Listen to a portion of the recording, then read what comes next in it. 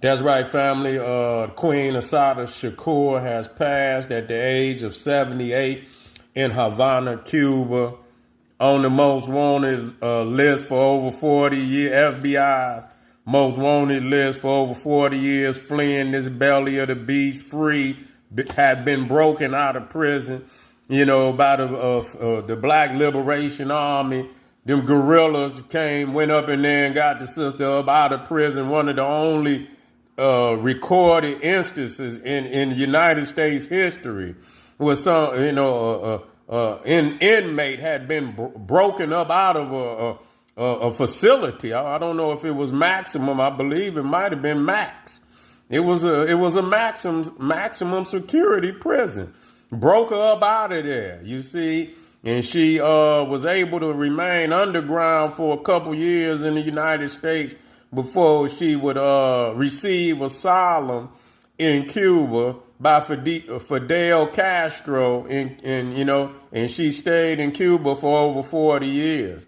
But she was accused of killing a New Jersey police officer on I believe it was the interstate, and obviously they knew who they were, maybe had been following them, and they moved in on them to cause some serious situations, because of who they were. And, from my understanding, the police shot first, tried to kill them, literally tried to kill them. And they had to, in self-defense, they had to protect themselves. And a New Jersey's state I don't know if it was a state police ended up dead, and that caused her to go to prison, I believe, for 5 years before they broke her out of there.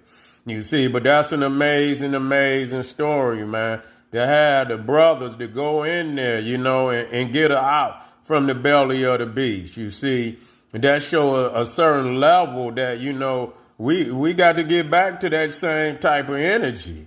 You see what I'm saying? Too many of our leaders either die or, either locked up or, and people say they love them so much and they honor them so much.